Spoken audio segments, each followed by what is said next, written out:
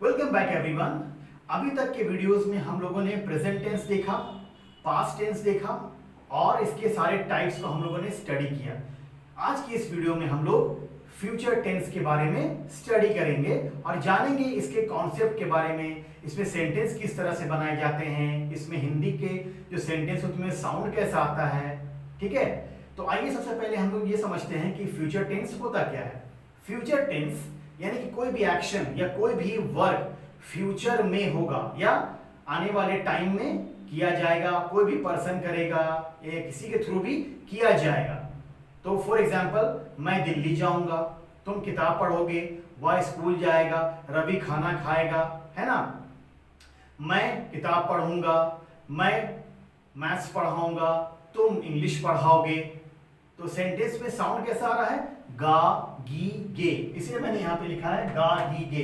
यानी हिंदी में जो साउंड आएगा फ्यूचर वाला साउंड वो आएगा गा गी गे, यानी कोई काम फ्यूचर में आने वाले टाइम में करेगा या किया जाएगा, जो भी है ना।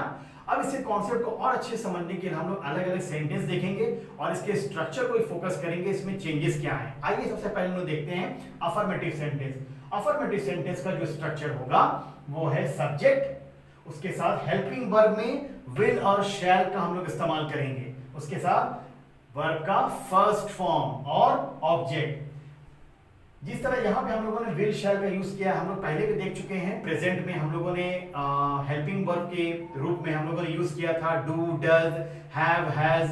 पास्ट की अगर बात करें तो उसमें हम लोगों ने इस्तेमाल किया था डिड, हैड वगैरह। फ्यूचर में हेल्पिंग वर्ब के फॉर्म में जो वर्क करेगा वो है विल और शैल, यानी कि यहाँ पे जो हेल्पिंग वर्ब रहेगा वो विल और शैल रहेगा।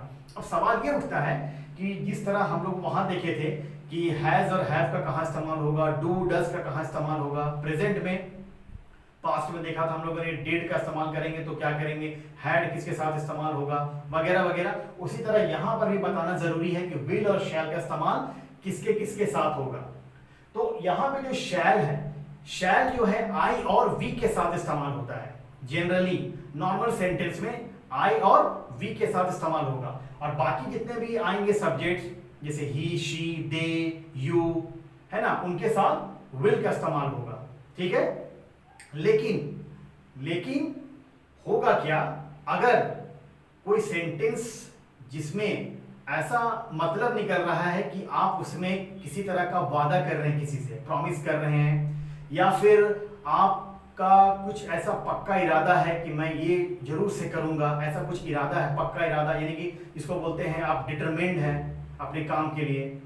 तो और एक क्या, जब आप किसी को थ्रेट करेंगे यानी किसी को डराएंगे, है ना, तो वहां पे आप विल का इस्तेमाल करेंगे, है ना। वहां पे शैल का इस्तेमाल नहीं होगा, वहां पे विल यूज होगा। जब भी कौन कौन सा होगा, पहला आप किसी को अगर डरा रहे हैं, ठीक है ना, ये हो गया। दूसरा कैसा सेंटेंस होगा कि आप डिटरमिन्ड है, कोई काम करने के लिए पक्के तौर से इरादा कर चुके हैं, है ना, एकदम डिटरमिन्ड, तो वहां पे आप विल का इस्तेमाल करेंगे। और जब आपने कहीं पे प्रॉमिस किया है किसी को तो वहां पे आप विल का इस्तेमाल करेंगे। अदरवाइज अगर सेंटेंस का नॉर्मल सेंटेंस रहेगा तो शैल का ही इस्तेमाल होगा आई और वी के साथ। ठीक है, तो वो सेंटेंस के ऊपर डिपेंड करता है, जैसा उसमें सेंस निकलेगा उसके हिसाब से विल और शैल वहां पे लगा दिया जाएगा। तो चलिए इसका एग्जांपल हम लोग बनाते हैं। जैसे आई शैल गो टू स्कूल, मैं स्कूल जाऊंगा, है ना।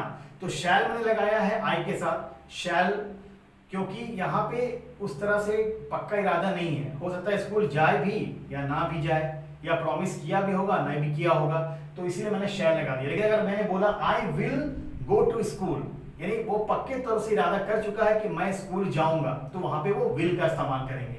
अदरवाइज अगर सेंटेंस में ऐसा सेंस निकल रहा है कि कुछ ऐसा नॉर्मल है, यानी कि स्कूल जाने का जो इरादा है वो पक्का नहीं है, जा भी सकता है या नहीं भी जा सकता है, तो वहां पे आप शैल का इस्तेमाल कर सकते हैं। या वी के साथ भी कर सकते हैं, we shall go to market, हम लोग बाजार जाएंगे।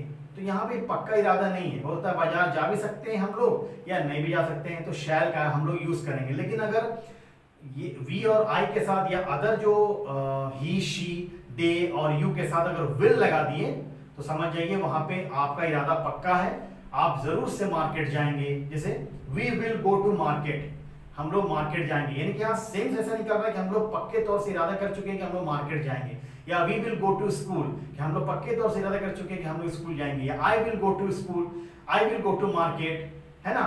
आई विल रीड बुक, मैंने इरादा कर लिया कि मैं किताब पढ़ूंगा ही, है ना। आई शैल रीड बुक अगर बोला तो यानी कि इसमें इरादा पक्का नहीं है, हो सकता है कि बुक पढ़े या ना भी पढ़े, मन करे तो पढ़ेगा, नहीं मन करेगा तो नहीं पढ़ेगा, लेकिन आई विल रीड बुक यानी कि मैं इसे पढ़ूंगा, है ना, ठीक है। और इसी तरह अगर पनिशमेंट, अगर मान ली किसी को थ्रेट कर रहे हैं तो आप बोल सकते हैं आई विल पनिश यू, मैं तुम्हें पनिश करूंगा, मैं तुम्हें सजा दूंगा, तो ये क्या थ्रेट कर रहे हैं, तो वहां पर विल का इस्तेमाल करेंगे, शैल का इस्तेमाल नहीं होगा, पनिशमेंट है ना। तो पनिशमेंट का इस्तेमाल, पनिशमेंट का सेंस जहां पे निकलेगा यानी मतलब, या फिर जहां पे आपका डिटर्मिनेशन है यानी कि आप पक्के तौर से इरादा कर चुके हैं या फिर आपने प्रॉमिस किया है ना, तो वहां पे आप विल का इस्तेमाल करेंगे। तो जैसे अगर प्रॉमिस की बात करें तो आप एग्जांपल ले सकते हैं कि आई विल कम हियर, है ना, मैं कल आई विल कम हियर, मैं यहाँ पे आऊंगा। आप प्रॉमिस कर रहे हैं मैं यहाँ पे आऊंगा, यानी कि आप प्रॉमिस कर रहे हैं मैं यहाँ पे कल आऊंगा, वादा कर रहे हैं किसी को, है ना, तो सेंस के ऊपर होता है, ठीक है ना। तो ये क्लियर हो गया अफर्मेटिव कि कैसे कैसे यूज करना है। और भी सेंटेंस आप बना सकते हो विल और शैल को यूज करते हुए, लेकिन सेंस पता होना चाहिए कि क्या सेंस उससे निकल रहा है, यानी क्या मतलब निकल रहा है सेंटेंस का। क्लियर। अब आते हैं हम लोग नेगेटिव सेंटेंस में। नेगेटिव सेंटेंस बहुत ही आसान है, बस यहाँ पे हम लोगों को नॉट का यूज करना है, ठीक है ना। हम लोगों ने यहाँ पे नॉट का यूज किया है, यानी कि कोई भी काम जो आप करेंगे उसमें ना लगा दिया कि मैं ये काम नहीं करूंगा, वह ये काम नहीं करेगा। जैसे I will not go to school, मैं स्कूल नहीं जाऊंगा, है ना, पक्के तौर से इरादा कर चुका है कि वो स्कूल नहीं जाएगा। या we will not go to market, हम लोग मार्केट नहीं जाएंगे। Ravi will not read book, Ravi किताब नहीं पढ़ेगा। तो क्या हो रहा है, यहाँ पे नहीं का इस्तेमाल हो रहा है नेगेटिव में। बहुत आसान है, सिर्फ नॉट लगा देना आपको, ठीक है ना, नॉट का हम लोगों ने इस्तेमाल किया है। तो ये भी बहुत आसान है, आप आराम से बना सकते हैं। अब आते हैं इंटरोगेटिव सेंटेंस में। पहले के जितने सेंटेंस हम लोगों ने बनाए थे, चाहे वो पास्ट में चाहे प्रेजेंट में, हम लोगों ने सेम फॉर्मूला देखा था कि सब्जेक्ट से पहले हमारा हेल्पिंग वर्ब आ जाता है। तो यहाँ पर भी आपका हेल्पिंग वर्ब आ गया है विल और शैल। तो विल शैल सब्जेक्ट वर्ब का फर्स्ट फॉर्म और ऑब्जेक्ट यूज करेंगे। तो यहाँ पे सेंटेंस का जो सेंटेंस जो निकलेगा, जो साउंड निकलेगा वो निकलेगा किस तरह से, जैसे will I go to market, क्या मैं मार्केट जाऊंगा, है ना। विल यू टीच मी, क्या तुम मुझे पढ़ाओगे। या फिर विल यू टीच इंग्लिश, क्या तुम इंग्लिश पढ़ाओगे।